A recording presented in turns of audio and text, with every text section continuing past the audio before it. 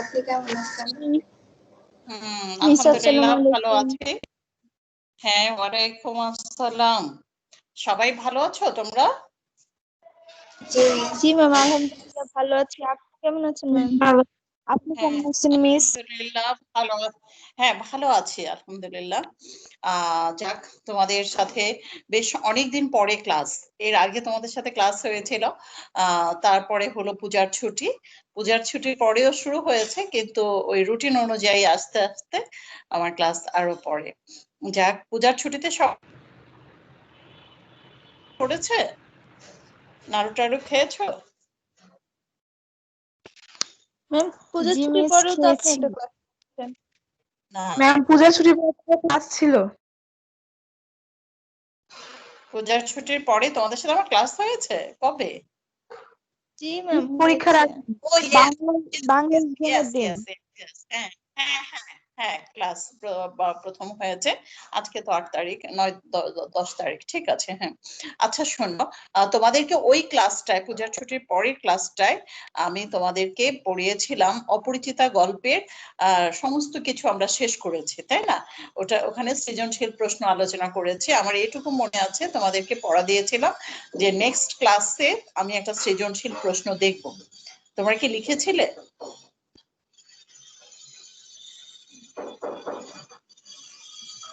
কথা বলো। তোমাদেরকে কি 20 মিনিটে একটা সৃজনশীল প্রশ্ন লিখতে বলেছিলাম না? নো ম্যাম, আপনি তো লিখতে বলেন। আপনি বলছেন যে মানে সৃজনশীল কিভাবে লিখতে হয় সেটা আলোচনা করবেন। জি ম্যাম, লিখতে তো বলেন, শুনিনি। তোমাদেরকে বলা হয় নাই যে তোমরা একটা সৃজনশীল প্রশ্ন লিখবে 20 মিনিটে? আমি তো সব ক্লাসেই বলেছি। নো ম্যাম, আমাদের বলা হয়নি। তোমাদের সৃজনশীল কোশ্চেন আলোচনা করেছি, তাই না? জি ম্যাম। আচ্ছা, ঠিক আছে, কোনো সমস্যা নেই। ঠিক আছে, হয়তো মিসিং হয়েছে, তোমাদেরকে বলা হয়নি। কিন্তু আমি যেটা চেয়েছিলাম যে যেমন অপরিচিতা পুরোটা পড়া হয়েছে, ডিসকাস করা হয়েছে বেশ কয়েকটা ক্লাস মিলে, সৃজনশীল প্রশ্ন আলোচনা করা হয়েছে। এখন আমি যেটা চেয়েছি সেটা হচ্ছে যে তোমরা সপ্তাহে যে কোনো একটা দিন অন্তত 20 মিনিট সময় দাও বাংলার পেছনে। সেজন্য তোমরা যদি একটা সৃজনশীল প্রশ্ন লিখো, অপরিচিতার গাইড থেকে হোক, টেস্ট পেপার থেকে হোক, মেইন বই থেকে হোক, তাহলে দেখবে যে তুমি নিজেকে জাজ করতে পারবে যে 20 মিনিটে তুমি একটা সৃজনশীল কোশ্চেন ফুলফিল করতে পারো কিনা, কমপ্লিট করতে পারো কিনা 20 মিনিটে। এটা যেমন একটা দিক। অন্য দিক হচ্ছে যে তুমি কেমন লিখলে এটা নিজেই অনুধাবন করতে পারবে, নিজেই বুঝতে পারবে যে তুমি 20 মিনিটে একটা সৃজনশীল প্রশ্ন কেমন লিখেছো। হ্যাঁ, তো এটাই চেয়েছিলাম। এটা অন্যান্য ক্লাসে বলেছি, তোমাদের হয়তো বলা হয়নি, কিন্তু এরপরে তোমরা এই চেষ্টাটা করবে যে একটা সৃজনশীল প্রশ্ন 20 মিনিটে লেখার চেষ্টা করো। মানে যেমন আজকে মানডে, নেক্সট মানডের মধ্যে যে কোনো দিন, যে কোনো 20 বা আধা ঘন্টা সময় তুমি বাংলার পেছনে দাও। 10 মিনিট একটু দেখবে, বইটা পড়বে, আর 20 মিনিট একটা সৃজনশীল লিখবে। সবাই বুঝতে পেরেছো? জি মেয়েরা, আচ্ছা, আজকে আমরা যেটা পড়াবো সেটা হচ্ছে বাংলার নব্য লেখক দিকের প্রতিনিবেদন। সবাই কি বই নিয়ে বসছো? ম্যাম, সৃজনশীল লিখে কি আপনার কাছে পাঠাবো? পাঠাতে হবে না, তোমরা খাতায় লিখবে। আমি নেক্সট ক্লাসে, এই ক্লাসেই দেখে দেবো, এখানেই অনলাইনেই দেখবো যে তুমি খাতাটা আমি দেখার ব্যবস্থা করব। আচ্ছা, আজকে যেটা পড়ানোর কথা যে বাংলার নব্য লেখক দিকের প্রতিনিবেদন বঙ্কিমচন্দ্র চট্টোপাধ্যায়, এটা পড়ানোর কথা না? সবাই কি বই নিয়ে বসেছো? Yes ma'am. হ্যাঁ, জি ম্যাম। বইটাতে দেখো, একটু মনোযোগ দাও। এটা একটা উল্লেখযোগ্য, খুব ভালো একটা প্রবন্ধ বঙ্কিমচন্দ্র চট্টোপাধ্যায়ের। মূলত বঙ্কিমচন্দ্র চট্টোপাধ্যায় বাংলা সাহিত্যের একজন উল্লেখযোগ্য লেখক। তাকে কিন্তু উপাধি দেওয়া হয়েছে সাহিত্য সম্রাট, মানে সাহিত্যের সম্রাট হিসাবে তাকে আখ্যায়িত করা হয়েছে। কাজেই এই বঙ্কিমচন্দ্র চট্টোপাধ্যায়ের এই বাংলার নব্য লেখকদের প্রতিনিবেদন একটা ইম্পর্টেন্ট প্রবন্ধ। এখানে দেখো বাঙ্গালার বানানটা কেমন না? সবাই কি বানানটা দেখেছো বাঙ্গালার? মেয়েরা এখন আমরা যেভাবে বাংলাটা লিখি এটা তেমন না। হ্যাঁ, এই লেখাটা যে ভুল তাও না, মানে এক সময় আমাদের বাংলা ভাষাটা সাধু ভাষা প্রচলিত ছিল, তখন এই বাঙ্গালাটা সাধু ভাষায় এভাবে লেখা হতো। তারপরে যখন এটা ভাষার পরিবর্তনে এটা চলিত ভাষায় রূপান্তরিত হলো, চলিত ভাষায় তখন বয়কারে বা, উ আকার, লয়কারে লা, বাংলা, হ্যাঁ এভাবে লেখা হতো। তারপরে যখন আরো প্রমিত বাংলায় এটা পরিবর্তন হলো, তখন বয়াকারে বা অনুস্বার, তারপরে লয়াকার লা, বাংলা সেভাবে তৈরি হলো। তাহলে এই যে বাঙ্গালা, বাংলা, বাংলা, এই তিনটা বানান আমরা দেখলাম, মানে পরিবর্তিত রূপ হচ্ছে বাংলা, বয়কারে বা অনুস্বার, লয়কারে লা। এখন এমনটা না যে এই আগের বানানগুলো সব ভুল আর এখনকার বানানটা কারেক্ট, সেটা না। আগের বানানগুলো ঠিক আছে, সাধু ভাষার জন্য এই বানানগুলো লেখা হয়, চলিত ভাষার জন্য দ্বিতীয়টা লেখা হতো, এখন আমরা প্রমিত বাংলা ভাষাটা ব্যবহার করি, সেজন্য বানানটা হচ্ছে এরকম, কিন্তু তিনটা বানানই শুদ্ধ। এই বাংলা বানান কি বুঝতে পেরেছো সবাই?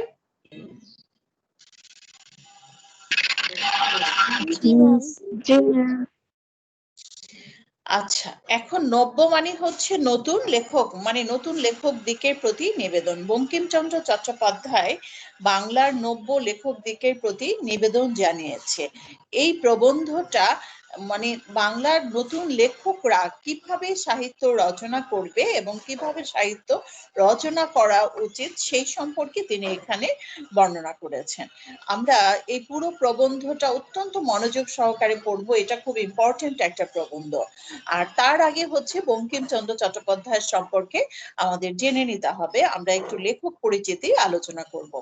এখানে দেখো, বঙ্কিমচন্দ্র চট্টোপাধ্যায় 1838 খ্রিস্টাব্দে 26 জুন পশ্চিমবঙ্গের 24 পরগনার কাঁঠালপাড়া গ্রামে জন্মগ্রহণ করেন। এটা খুব ইম্পর্টেন্ট। তুমি মনে করো ইন্টার পাস করে কোথাও ভর্তি পরীক্ষা দিতে গিয়েছো, সেই ভর্তি পরীক্ষায় এমনটা আসে যে কাঁঠালপাড়া গ্রামে কোন লেখক জন্মগ্রহণ করেছেন।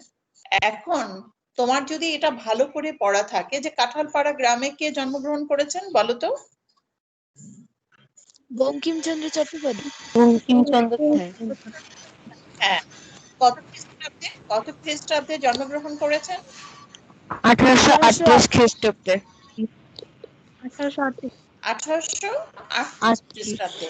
হ্যাঁ, এখন এই লাইনটা যদি তুমি দুবার পড়ো তাহলে তুমি একদম চোখ বন্ধ করে বলতে পারবে বঙ্কিমচন্দ্র চট্টোপাধ্যায় 1838 খ্রিস্টাব্দে 26 জুন পশ্চিমবঙ্গের 24 পরগনার কাঁঠালপাড়া গ্রামে জন্মগ্রহণ করেন।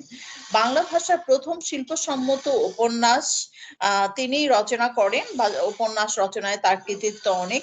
তার পিতার নাম ছিল যাদবচন্দ্র চট্টোপাধ্যায়। তার পিতার নাম কি ছিল? যাদবচন্দ্র চট্টোপাধ্যায়। হ্যাঁ, তিনি ছিলেন ডেপুটি ম্যাজিস্ট্রেট। তার পিতা ডেপুটি ম্যাজিস্ট্রেট, হ্যাঁ ডেপুটি কালেক্টর ছিলেন। তার পিতা ডেপুটি কালেক্টর ছিলেন। 1858 খ্রিস্টাব্দে কলকাতা বিশ্ববিদ্যালয়ের অধীনে বিএ পরীক্ষায় উত্তীর্ণ যারা হয়েছেন প্রথম স্নাতকদের মধ্যে এই বঙ্কিমচন্দ্র চট্টোপাধ্যায় একজন।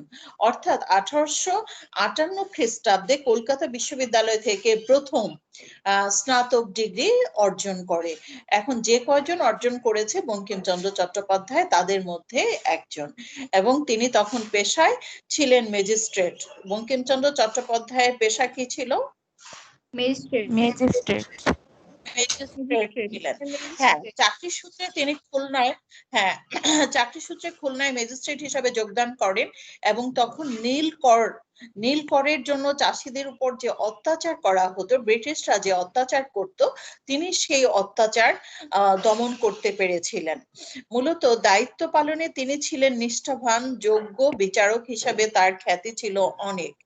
বাংলা সাহিত্য চর্চায় অসাধারণ সাফল্য অর্জন করেছিলেন তিনি। উপন্যাস ও প্রবন্ধ রচনার বাইরে বঙ্গদর্শন 1872 খ্রিস্টাব্দে প্রথম সম্পাদনা করেন তিনি, এবং তার প্রকাশ তার অন্যতম কৃতি। মানে বঙ্গদর্শন পত্রিকাটা তিনি সম্পাদনা করেন কত খ্রিস্টাব্দে? বলো। 1872 1872 খ্রিস্টাব্দে। এটা মনে রাখবে, এটা হ্যাঁ এটা খুব ইম্পর্টেন্ট একটা বিষয় যে বঙ্কিমচন্দ্র চট্টোপাধ্যায় কোন পত্রিকা সম্পাদনা করেন বা প্রকাশ করেন, কোন পত্রিকা? বঙ্গদর্শন। কত খ্রিস্টাব্দে? 1872 খ্রিস্টাব্দে। আবার দেখো 1852 খ্রিস্টাব্দে সংবাদ প্রভাকর পত্রিকায় সাহিত্য প্রকাশের মাধ্যমে তার সাহিত্য চর্চা শুরু হয়। এখন তার সাহিত্য চর্চা শুরু হয় কোন পত্রিকার মাধ্যমে? সংবাদ বলো প্রভাকর। তো। সংবাদ প্রভাকর পত্রিকায় তিনি একটা কবিতা প্রকাশ করেন এবং তার মাধ্যমে তার সাহিত্য চর্চাটা তখন শুরু হয়। এখন অনেক সময় স্টুডেন্টরা না কনফিউজড হয়ে যায় যখন প্রশ্নটা আসে বঙ্কিমচন্দ্র চট্টোপাধ্যায় কোন পত্রিকার সম্পাদনা করেন, সেটা বঙ্গদর্শন, সংবাদ সংবাদ প্রভাকর, তারপরে হচ্ছে দৈনিক বাংলা, এরকম। হ্যাঁ, দৈনিক সংবাদ এরকম যদি আসে তখন তারা বেশিরভাগই লিখে দেয় যে সংবাদ প্রভাকর। আসলে কি সংবাদ প্রভাকর সম্পাদনা একটা জিনিস, মানে তার সম্পাদনায় একটা পত্রিকা প্রকাশ হচ্ছে, আর হচ্ছে পত্রিকা একটা কবিতা প্রকাশ এক জিনিস। তাহলে সংবাদ প্রভাকরে তিনি কি করেছিলেন বলো তো? কবিতা প্রকাশ।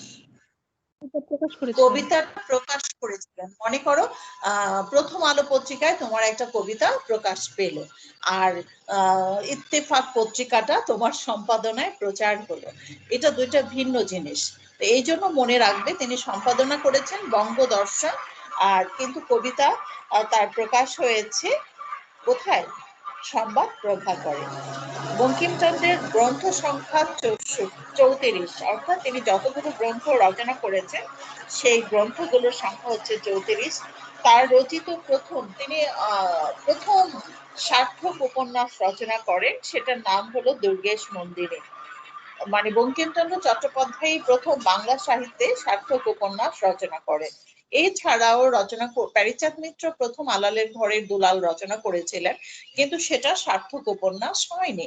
কাজেই বঙ্কিমচন্দ্র চট্টোপাধ্যায় এই জন্য তিনি ঔপন্যাসিক বা শ্রেষ্ঠ ঔপন্যাসিক হিসাবে তাকে বলা হয়, এবং তার প্রথম উপন্যাস হচ্ছে দুর্গেশ নন্দিনী। তার অন্যান্য উপন্যাসগুলোর মধ্যে হলো কপালকুণ্ডলা, মৃণালিনী, বিষবৃক্ষ, কৃষ্ণকান্তের উইল, চন্দ্রশেখর, আনন্দমঠ, দেবী চৌধুরী রানী, রাজসিংহ, সীতারাম, এই কয়েকটা হচ্ছে তার অন্যান্য উপন্যাস। এছাড়া রাজমোহনস ওয়াইফ নামে তিনি একটা ইংরেজি উপন্যাসও রচনা করেন। তার ইংরেজি উপন্যাসের নাম কি? রাজমোহনস ওয়াইফ। রাজমোহনস ওয়াইফ। এটা তার ইংরেজি, হ্যাঁ এটা তার ইংরাজি উপন্যাস। বঙ্কিমচন্দ্র ধর্ম, দর্শন, সাহিত্য, ভাষা ও সমাজ বিষয়ক অনেক প্রবন্ধ রচনা করেছেন। লোক রহস্য, বিজ্ঞান রহস্য, কমলাকান্তের দপ্তর, সাম্য, কৃষ্ণ চরিত্র, বিবিধ প্রবন্ধ ইত্যাদি তার হচ্ছে গদ্য গ্রন্থ। বাংলা সাহিত্যে অসামান্য অবদানের জন্য তিনি সাহিত্য সম্রাট উপাধিতে ভূষিত হন। যেটা আমি প্রথমেই বলেছিলাম যে বঙ্কিমচন্দ্র চট্টোপাধ্যায়ের উপাধি হলো, তাকে সাহিত্য সম্রাট উপাধি দেওয়া হয়েছিল বাংলা সাহিত্যে তার অবদানের জন্য। তারপরে বঙ্কিমচন্দ্র 1894 খ্রিস্টাব্দে 8 এপ্রিল কলকাতায় মৃত্যুবরণ করেন। এখন এই যে আমরা বঙ্কিমচন্দ্র চট্টোপাধ্যায় সম্পর্কে জেনে নিলাম, এখন তোমাকে করতে হবে কি, লেখক পরিচিতিটা অনেক হলো জ্ঞানমূলক প্রশ্ন, অবজেক্টিভ প্রশ্ন। আরেকটা হলো বঙ্কিমচন্দ্র চট্টোপাধ্যায়কে জানা, যে তোমার ফিউচারে বঙ্কিমচন্দ্র চট্টোপাধ্যায় থেকে তোমার অনেক কোশ্চেন আসতে পারে। যেমন দেবী চৌধুরী রানী, এই উপন্যাসটা কার লেখা? তোমার মনে হবে দেবী চৌধুরী রানী পড়েছিলাম বঙ্কিমচন্দ্র চট্টোপাধ্যায়, মৃণালিনী, বিষবৃক্ষ, কৃষ্ণকান্তের উইল, হ্যাঁ এগুলো হচ্ছে সব বঙ্কিমচন্দ্র চট্টোপাধ্যায়ের উপন্যাস। কাজে এটা অনেক কাজে লাগবে। এখন তুমি কিভাবে পড়বে? তুমি হলো প্রথমে লেখক পরিচিতিটা ভালো করে পড়ে নেবে, দুবার পড়ে নিয়ে বইটা বন্ধ করবে। বন্ধ করে তারপরে তুমি খাতায় লিখবে বঙ্কিমচন্দ্র চট্টোপাধ্যায়, নামটা লিখবে সুন্দর করে যেন বানানটা ভুল না হয়। তারপরে তুমি লিখবে জন্ম 1838 খ্রিস্টাব্দ 26 জুন, পশ্চিমবঙ্গের 24 পরগনা, কাঁঠালপাড়া। শুধু এই শব্দগুলোই লিখো। তারপরে তার পিতার নাম যাদবচন্দ্র বন্দ্যোপাধ্যায়, পিতার পেশা ছিল ডেপুটি কালেক্টর। বঙ্কিমচন্দ্র চট্টোপাধ্যায় 1858 সালে কলকাতা বিশ্ববিদ্যালয় থেকে প্রথম বিএ ডিগ্রি স্নাতক ডিগ্রি অর্জন করেন। তারপরে হলো তিনি 1858 খ্রিস্টাব্দে বিএ ডিগ্রি অর্জন করেন। তিনি পেশায় ছিলেন ম্যাজিস্ট্রেট। পেশায় কি ছিলেন? ম্যাজিস্ট্রেট। তিনি নীলকর অত্যাচার দমন করেছিলেন। হ্যাঁ, তারপরে তিনি পত্রিকা সম্পাদনা করেন বঙ্গদর্শন 1872। তারপরে 1852 সালে তার সংবাদ প্রভাকর পত্রিকায় তার কবিতা প্রকাশের মাধ্যমে সাহিত্য চর্চা শুরু হয়। তার প্রথম সার্থক উপন্যাস দুর্গেশ নন্দিনী। তারপরে তার অন্যান্য উপন্যাস হচ্ছে মৃণালিনী, বিষবৃক্ষ, কৃষ্ণকান্তের উইল, কপালকুণ্ডলা, চন্দ্রশেখর, আনন্দমঠ, দেবী চৌধুরানী, রাজসিংহ, সীতারাম। তার ইংরেজি উপন্যাসের নাম রাজমোহনস ওয়াইফ। তার প্রবন্ধ গ্রন্থ হচ্ছে এটা। তার গ্রন্থ সংখ্যা হচ্ছে 34। তারপরে হচ্ছে তার উপাধি হচ্ছে সাহিত্য সম্রাট। তিনি মারা যান এত খ্রিস্টাব্দে। এখন বইটা বন্ধ করে তুমি যদি এগুলো লিখে নিতে পারো তাহলে কি তোমার মাথায় এগুলো সেভ হবে না হবে না বলো? হবে ম্যাম। হবে। তোমরা যদি একটু বাংলাটার জন্য যদি আধা ঘন্টা সময় ব্যয় না করো, সপ্তাহে অন্তত আধা ঘন্টা সময় বাংলাটা পড়তে হবে। আর যদি সেটুকু না পড়ো তাহলে কি হয় বলো? বাংলাটা এত সহজ, এত সহজ, তুমি একটুখানি পড়বে। যেখানে দেখো অন্যান্য কঠিন সাবজেক্ট গুলো ফিজিক্স, কেমিস্ট্রি, বায়োলজি, ম্যাথ, এগুলো তোমরা সব প্রতিদিন কমপক্ষে 2-3 ঘন্টা করে পড়ো। আর সেখানে বাংলাটা সপ্তাহে আধা ঘন্টা পড়ো, তাতেও তোমার ভালো হবে। এই জন্য সবাই একটু চেষ্টা করো ভালো করে পড়ার। তোমরা কি লেখক পরিচিতি পড়ার সিস্টেমটা বুঝেছো? জি ম্যাম। Yes, miss. এখন বাংলার নব্য লেখক দিকের প্রতি নিবেদন। এই নিবেদনে বঙ্কিমচন্দ্র চট্টোপাধ্যায়, এটা মূলত একটা উপদেশমূলক রচনা। হ্যাঁ, একটা উপদেশমূলক রচনা। এখানে তিনি বাংলার নতুন লেখক দিকের প্রতি পরামর্শ দিয়েছেন এবং দিক নির্দেশনা দিয়েছেন। তিনি 13টি দিক নির্দেশনা, কয়টা বলো তো? 13টি। হ্যাঁ, 13টা দিক নির্দেশনা দিয়েছেন। এই দিক নির্দেশনাগুলো অনুসরণ করে নতুন লেখকরা যদি সাহিত্য রচনা করে তাহলে বাংলা সাহিত্যের অনেক উন্নতি সাধন হবে। বঙ্কিমচন্দ্র চট্টোপাধ্যায় এটা মনে করেছিলেন এবং তারপরেই তিনি এই দিক নির্দেশনাগুলো দিয়েছেন। এখন আমি একটু বলছি, আগে সবাই দেখো। যেমন প্রথমে 1 নম্বরে তিনি বলেছেন, যশের জন্য লিখিবেন না, তাহা হইলে যশ হইবে না, লেখাও ভালো হইবে না। লেখা ভালো হইলে যশ আপনি আসিবে। যশ মানে বোঝো? খ্যাতি, সুনাম, কীর্তি বা কীর্তি। হ্যাঁ, যশ মানে হচ্ছে খ্যাতি, সুনাম। খ্যাতি, সুনাম। এখন বলছে যে আপনি যশের জন্য লিখিবেন না, মানে যশের জন্য, খ্যাতি সুনামের জন্য তোমার লেখার দরকার নেই। যদি তোমার লেখা ভালো হয় তোমার এমনি এমনি সুনাম হবে, না বলো? আর খ্যাতি সুনামের দিকটা সামনে রেখে, টার্গেট রেখে যারা লিখে তাদের কি আদৌ সুনাম হয়? No, miss. তাদের সুনাম হয় না, বরং দুর্নাম হয়। কেউ যদি মনে করে ক্ষমতায় আছে, আমলি সরকার, বঙ্গবন্ধু যদি আমি একটা সাহিত্য রচনা করি তাহলে আমার অনেক সুনাম হবে, আমার এটা মনে করে কেউ যদি সাহিত্য রচনা করে তাহলে হয়তো তার খ্যাতি সুনাম হলো, কিন্তু সরকার পরিবর্তনের পরে তার সেই খ্যাতিটা সুনামটা থাকবে? থাকবে না। সেটা সুনাম হয়ে যাবে। এই জন্য বঙ্কিমচন্দ্র চট্টোপাধ্যায়ের প্রথম 1 নাম্বার নির্দেশনা হলো, যশের জন্য কেউ লিখিবেন না, তাহা হইলে যশও হইবে না, লেখাও ভালো হইবে না। 2 নাম্বার নির্দেশনা দেখো, টাকার জন্য লিখিবেন না। 2 নাম্বার নির্দেশনা বলছেন টাকার জন্য লিখিবেন না।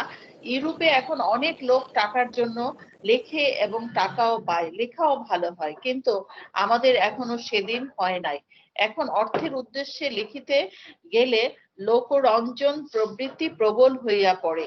এখন আমাদের দেশের সাধারণ পাঠকের রুচি ও শিক্ষা বিবেচনা করিয়া লোকরঞ্জন করিতে গেলে রচনা বিকৃত ও অনিশ্চয়কর হইয়া উঠিবে।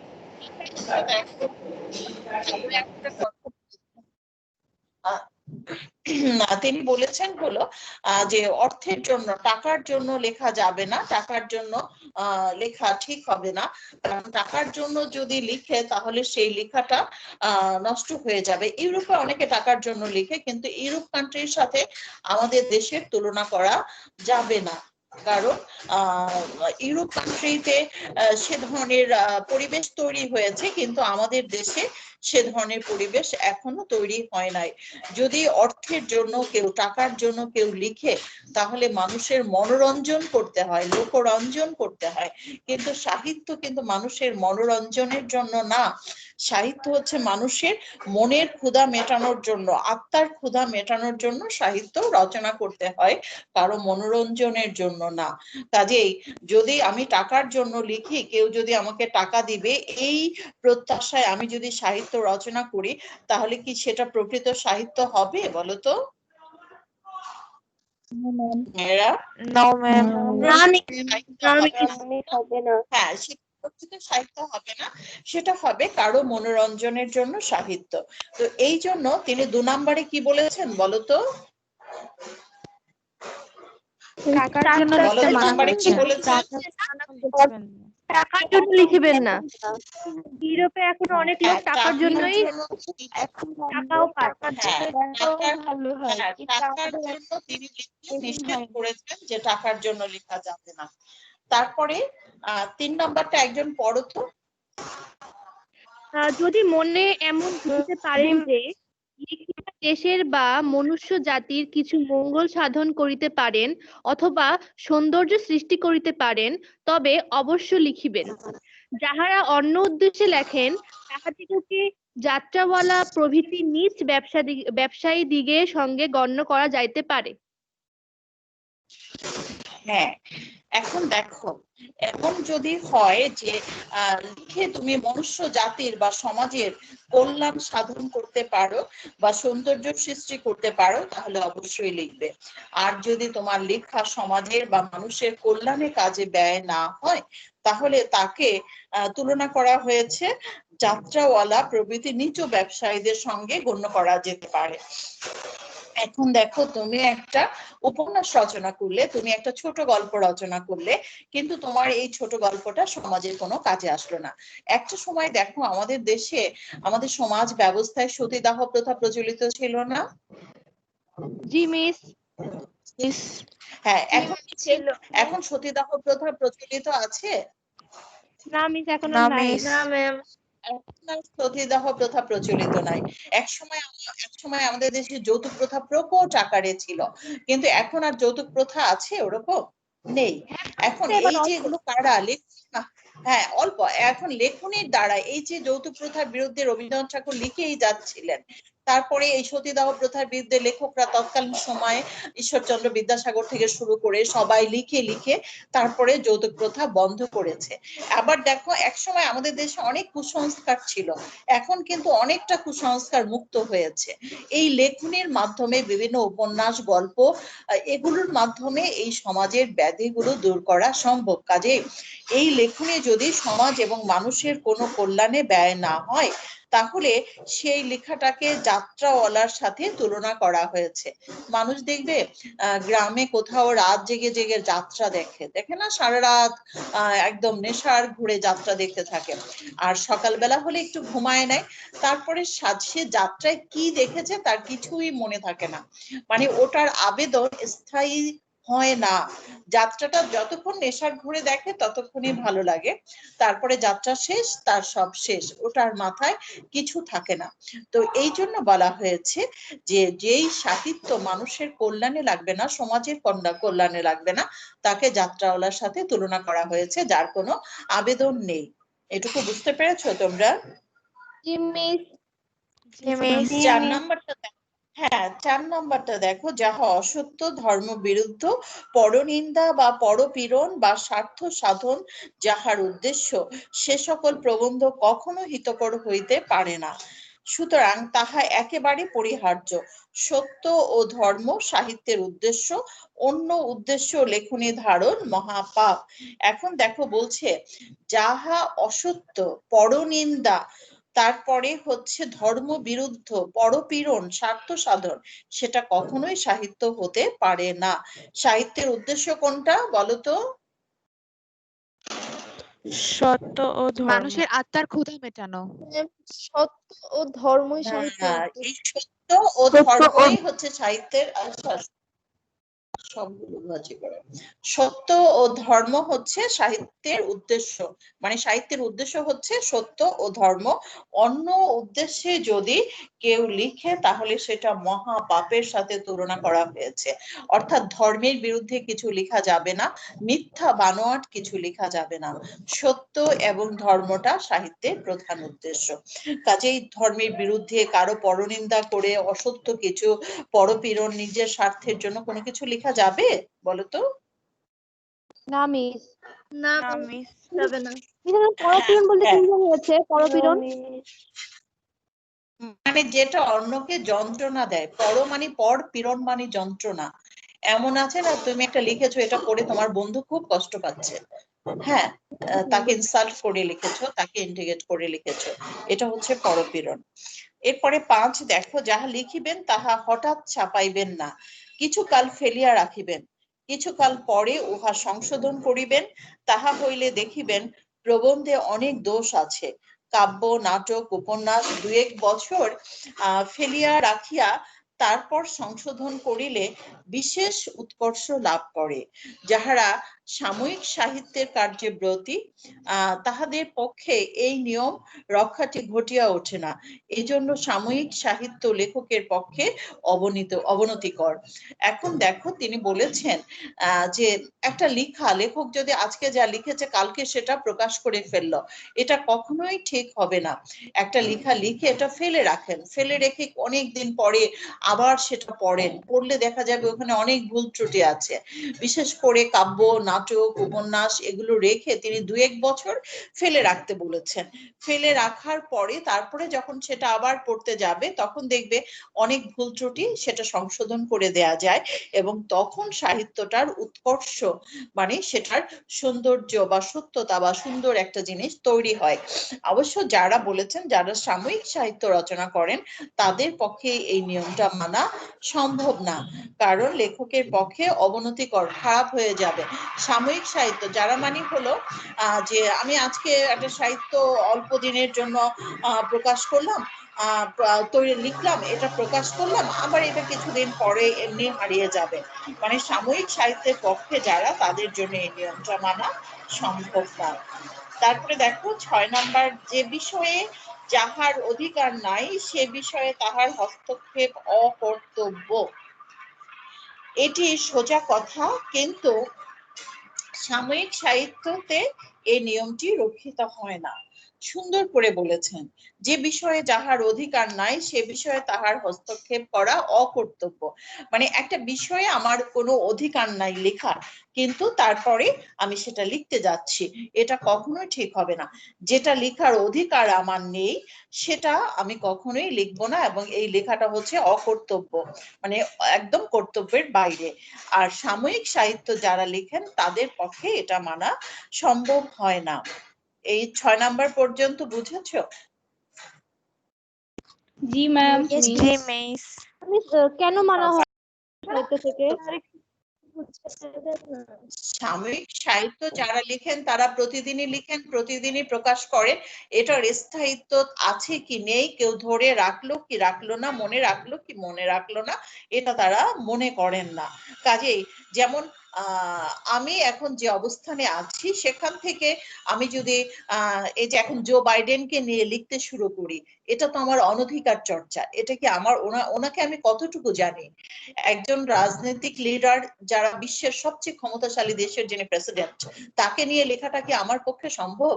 এটা তো আমার অধিকারের বাইরে। কিন্তু যারা সাময়িকী লিখেন, দূর লিখে ফেলে, কি হয়েছে, কেউ একটু পড়লো, না হলে নাই, পত্রিকা প্রকাশ হলো, তারপরে আর এটার কোনো অস্তিত্ব নাই। তারা কিন্তু অত শত চিন্তা করবেন না। কিন্তু কেউ কেউ চিন্তা করবেন যে এত বড় একজন মানুষকে লেখার আমার কতটুকু জ্ঞান আছে, আমি তাকে কতটুকু জানি, আমি কেন তাকে নিয়ে লিখবো, এটা তো আমার অধিকারের বাইরে, তাই না? এটা হচ্ছে একটা ব্যাপার।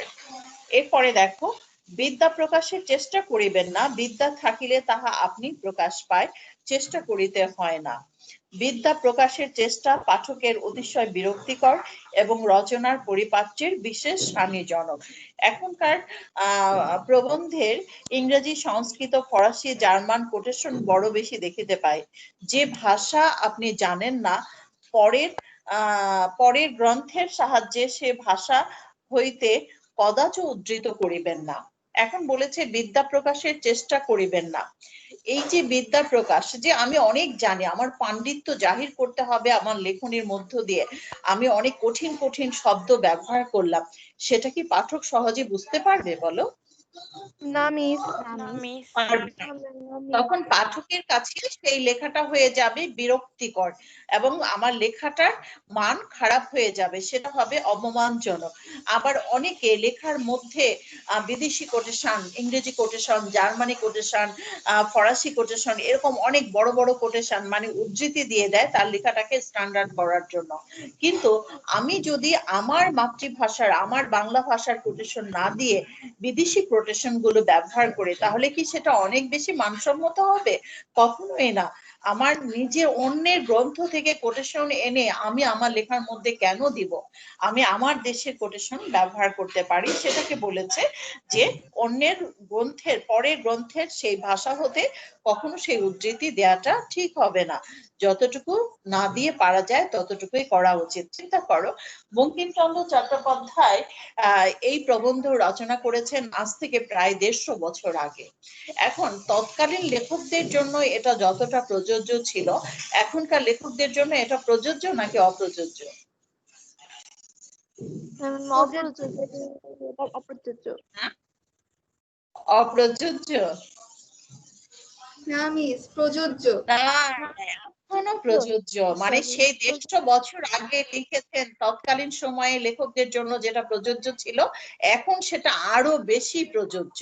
তখনকার লেখক সাহিত্যিকরা তো অনেক কম লিখতেন, ভেবে চিন্তা করে লিখতেন, কিন্তু এখন তো একেবারে কত সাহিত্যিক, কত কবি, কত সাহিত্যিক একেবারে গজে উঠেছে। হ্যাঁ, তারা যখন তখন যা তা লিখে যাচ্ছে, আগে পরে কিছু চিন্তা করছে না, তারা বিদ্যা জাহিরের জন্য অনেক কিছু প্রকাশ করছে। কাজেই এখনকার লেখকদের জন্য বঙ্কিমচন্দ্র চট্টোপাধ্যায়ের এই প্রবন্ধী নির্দেশনাগুলো আরো বেশি প্রযোজ্য। হ্যাঁ, আরো বেশি দরকার। কাজেই তোমরাও যদি কিছু লিখো, তাহলে এই জিনিসগুলো তোমাদের চিন্তা ভাবনা করে তারপরে লিখতে হবে।